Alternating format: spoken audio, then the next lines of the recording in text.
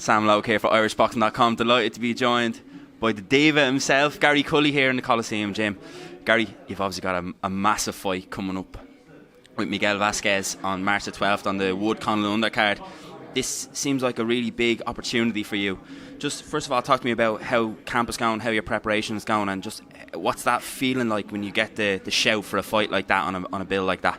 Yeah, camp's going great. I was actually due to fight Miguel VAZQUEZ'S on February 11th, which would have been tomorrow. So I'm kind of ready now. And then we got told obviously that the opportunity came to be on the Conlon Wood card. So yeah, training's going really well. We're just back from Manchester last week. We had a good week sparring in the UK. Travelling over again tomorrow to watch the show that we were supposed to be on. Stablemate Paul Ryan's on it, so we're going over getting a couple of rounds in London tomorrow afternoon. Yeah, I think I'm in the best condition I've been so far in my career. I'm feeling better than I've ever felt. We were just speaking about yesterday to myself and Pete. I always feel like I'll never say I'll train harder every camp, because I feel I give it my all every camp. But when the fights get bigger and the stages get bigger, you always find that extra little 1%, extra little 2% in the gym. So yeah, I'm just really excited for March 12th. Yeah, unbelievable, man. So you're going over to watch Paul Ryan, and on that card, as you said, that you would have been on that MTK card, I think, isn't it? Yeah. So who is it that you're going to be sparring when you go over to London for a few rounds? And also, if you want to then reflect on the Jack Carroll sparring, which is what you had in Manchester, right? I'm sparring O'Hara Davis in London, so he's fought Miguel VAZQUEZ'S before, so it'd be good to get some tips off him as well. Yeah.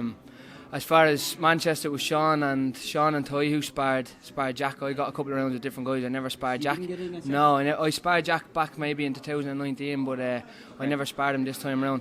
Yeah. Seeing the lads sparring him, obviously sparred a couple of different guys in different gyms. But yeah, tomorrow going over, getting 8 or 10 rounds in with O'Hara. Looking forward to that. Yeah. Yeah. Deadly. It's interesting that obviously you're fighting, or you're going to spar O'Hara, who's like a kind of a big punching orthodox fighter, but you're fighting against Miguel VAZQUEZ'S, who's kind of a slippery, not like a massive puncher, but kind of a slippery, slick southpaw. How important is it then to kind of spar solely southpaws, or solely kind of guys who are fleet-footed, versus kind of the opposite style? Like, how important is that kind of stylistic sparring in the lead up to such a big fight like this? I don't think too much into it, to be honest with you. I think good rounds is good rounds. I can spar a 5'10" Miguel VAZQUEZ'S lookalike who's mediocre level, or I can spar a southpaw who's 5'7", who's world class, and I think I'm going to gain more from sparring the world class southpaw. I think I always said good rounds is good rounds. If you're getting world class rounds, you're getting world class rounds. That's what we're getting in the gym here. Ty is 6'1" southpaw, Sean 6 foot southpaw. It doesn't really matter. And as far as this fight, Miguel VAZQUEZ'S is probably one of the most awkward fighters I've ever came across. So I don't know what style he's going to bring. If he's going to come and try and bring it to me and go to war, if he's going to try and run away, if he's what sort of style he's going to bring. So this camp we've just tried to get all styles. I think the best fighters can adapt in the ring. So. Yeah. Just spar all styles, and whatever he brings on the night, I'm going to be able to adapt to, and I'm going to be able to work that out. Is it kind of about getting better in general, so that when you get to the fight, you're not just prepared for one style, but you're just getting better through camp, and when you get there, you can adapt on the night as such? Exactly. I've always said it's about improvement and getting better every fight. So I'm not overlooking Miguel VAZQUEZ'S, but going through the levels and going through the later fights, the fights after this, I'm gonna have to get better to operate at world level. So it's just about sparring the best guys, getting the best rounds you can, and I look at improving myself and focus on my performance every camp. So if I can spar these 6 foot southpaws or whoever it may be, and it's improving my performance in the gym, I'm improving my skill set, then I don't really worry about what the opponent brings. 100%. So talk to me then about the sparring that you get in-house in the gym. I mean, you just mentioned it there, like it's kind of, I don't know if there are many other gyms who have as good sparring as this. Like, as you said, you have Tyrone McKenna, who's a 6'1" southpaw. You've got Sean McComb, who's like a almost 6 foot southpaw, and kind of different kind of styles as well. Like Tyrone likes to come forward, book and box as well. Sean, very slick operator. How beneficial is it to have that kind of sparring in-house and day-to-day kind of? Yeah, it's unreal. We actually, like I was saying, we travelled to the UK the other week, and one of the days we ended up sparring each other. Myself, Sean and Tyrone we did a little round robin in the ring, because we hadn't got spars organised for that day, but it was actually the best spars and the hardest spars we had all week. So it shows the level that we're operating at in the gym as well. We've got Tyrone, Sean, Paul Ryan, Christian Preston just joined, another 6-footish orthodox, just coming through the ranks. So Deco as well, does he come in? I haven't seen Deco in a bit, but Deco does be in and out. But we've got all styles, mostly Jazza, of course, as well. Jazza's 5'7", southpaw, fought for 2 world titles. So we've got. To be honest with you, it's mostly like we're 90% southpaws, so we actually have to travel to get orthodox sparring, which is mad. But it's like I said, world class sparring is world class sparring, and when we're in with each other and we're testing each other, we're all competitive. We're trying to get the better of each other in a healthy way, and it's bringing all of us on. The gym is buzzing at the moment. Yeah, definitely. So just the last thing I'll touch on in terms of sparring is, are any of the guys, especially like the likes of, say, Sean, who doesn't have a fight penciled in at the moment, like Tyrone has his fight with Regis Prograis coming up, but have you got the other southpaws in the gym kind of imitating the Miguel VAZQUEZ'S style for you, like in direct preparation for that kind of slippy southpaw style? Yeah, bits and bobs, I suppose. Sean kind of is slippery anyway. He's hard to hit. He's hard to get a hold of in the ring. So his feet are very good. So he kind of imitates VAZQUEZ'S already. And then, like I said, all styles. If you're operating at a high level, you can box, you can fight, you can do whatever. And I think I can do both as well. So whether Miguel VAZQUEZ'S comes to fight me, I'll bring it to him in close, or whether he comes to run away, I can outbox him for 10 rounds. So it doesn't really bother me what style he brings. But like I said, we're all operating at a high level, and we all have to. We're forcing each other to get to that level. Yeah, class. So let's talk a little bit about the occasion itself. Like, it is, we kind of touched on it, but it's a massive opportunity for you. Is the goal to kind of get in there and impress Eddie Hearn? I mean, let's not make any bones about it. Like, he's kind of the man, isn't he, in terms of providing opportunities to fighters at the moment. Is the goal to get in there and impress Eddie and try and get a matchroom contract and move forward that way? Yeah, 100%. That's well, the goal every fight is to impress. You want to be entertaining. You have to sell in boxing. If you want to be involved in the biggest fights and make big money, you have to be able to sell. So my goal every time is to get into the ring, number one to win, and number two to entertain and be exciting. So that's what I want to do on March 12th. I'm shouting Eddie Hearn's name from my second fight. I remember fighting on Burnett Zakyanov bill, and I opened the show on the SSE and tweeted him to come down and say I was opening the show, come down and have a look. And I remember after the fight he was sitting in the front row watching. So I'm calling for this for a long time. I've eventually got my opportunity, and I don't think I have to do much other than be myself to impress him. I think I've been doing it on the MTK shows for the last 2 and 3 years, and now it's just I'm on a different show. I'm on his stage, so he's going to see it now. I think I don't really have to do much other than do what I do. Can you be the guy to kind of bring Eddie Hearn back to the Republic of Ireland, as it is, kind of to Dublin? I know you're an ace man, but to bring him back to Dublin rather than, at the moment, seems like when he does sign Irish fighters, they tend to be from the north, rather than, obviously Keevan was the latest one. You had Tommy, James Tennyson, like all these guys are from the north. Can you be that guy, do you think, to bring him back, to kind of force his hand back to the south? Yeah, I think so. I've always said that I think I can be the next superstar from Ireland. We obviously had Carl Frampton, who's retired now, and we had McGregor running the MMA game in America, who's obviously kind of finished now as well. So I think my aim first and foremost is to get to America, to break the waters there, and then ultimately to get back to Ireland and fight in maybe the Tree Arena or maybe Punchestown Ace Race Course would be unreal as well.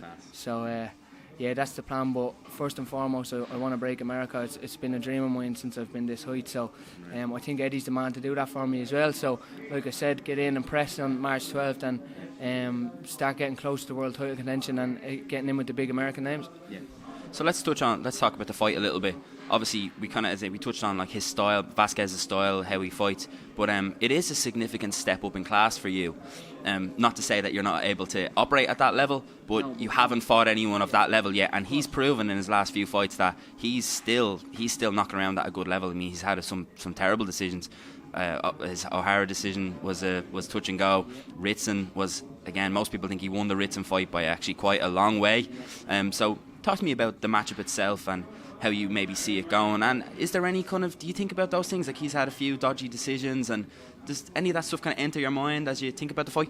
Of course I do. I think possibly he won the O'Hara fight, and he definitely won the Ritson fight. So you look at his record, it's 44-10. There's 46-8 straight away. There's probably a couple of fights there where he's travelled as the away fighter for for a bit of his career as well, where a couple of touch and go decisions again. So he's been in with Canelo twice, Timothy Bradley. So like Josh Taylor, sorry, yeah. So he's operated at the highest level. He's only 35. Probably past his best days, but definitely not finished. He's definitely got ambitions left in boxing. He's ranked number 4 with the WBA at the moment. So I think he's going to have ambitions to beat me and get in world title contention again and probably give it another shot. But I just think he's been there and he's done it. He's not as hungry as I am for this. I'm too young, too fresh, too hungry. I'm on the way up, and I don't think he can do anything to stop me. Yeah, fair. We love to see that confidence. So what's the plan? All going well, you win against VAZQUEZ'S on a big show. You get the matchroom contract. You're up and running. What's the plan then? What's the immediate goals after that?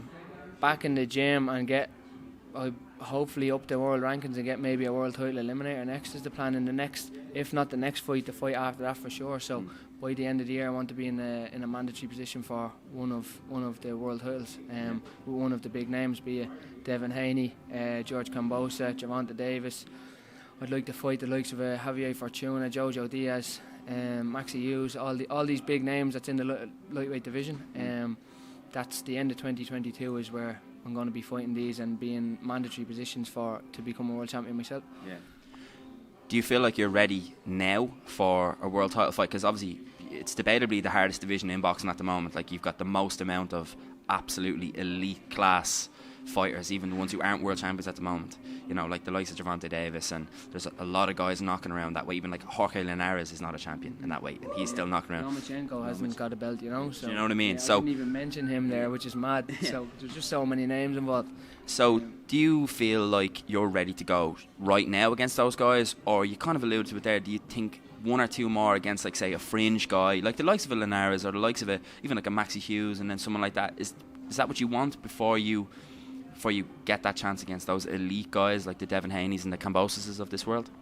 I think I probably need one more, not because I'm not ready, just because I probably haven't earned my shot yet. I'm seeing like Ryan Garcia calling for the Cambosa fight, and he's done a little bit more than me, but he's not earned a shot yet. Do you know what I mean? And calling for just because you've got a bit of a profile or something, but you need to earn your shot, I think. And I respect the game, I respect the boxing industry, so I think I probably need one more fight against Linares, Javier Fortuna, Maxi Hughes, somebody like that to earn my shot.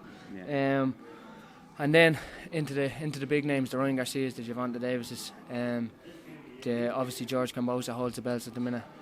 But yeah, probably one more, just like I said, to earn my shot. I've been calling, myself and Pete were just laughing before training this morning, I've been calling from probably 2-3 years ago, from being 7-0 or 8-0 for all these guys, and in hindsight now I'm looking back on, probably wasn't ready, but I was confident. Yeah, exactly.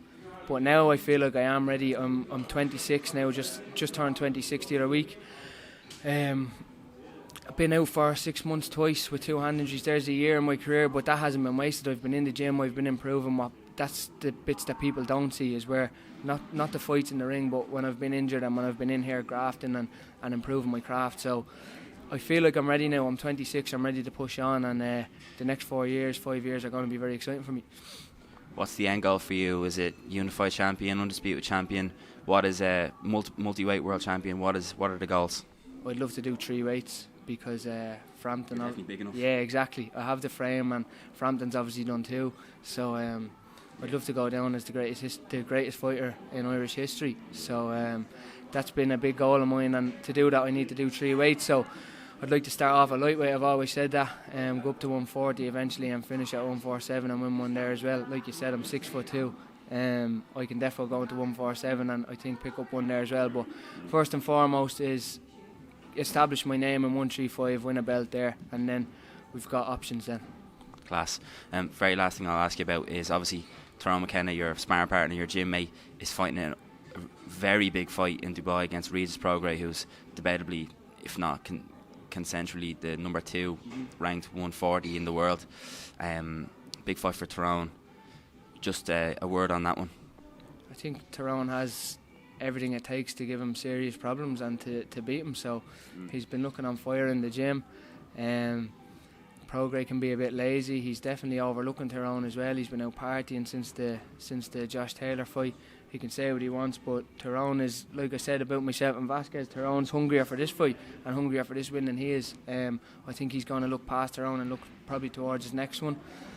And like I said, Tyrone has the style to cause him all sorts of problems, and I expect Tyrone to do that, and it's going to be a very, very close fight and an interesting fight. Yeah. Brilliant. Gary Cully, thank you so much for talking to IrishBoxing.com. Best of luck for your fight on March 12th, obviously, against Miguel Vasquez. We're going to be out there covering it, so we see you fight week, but thanks again, man. Appreciate it. Appreciate it. Thank you very much.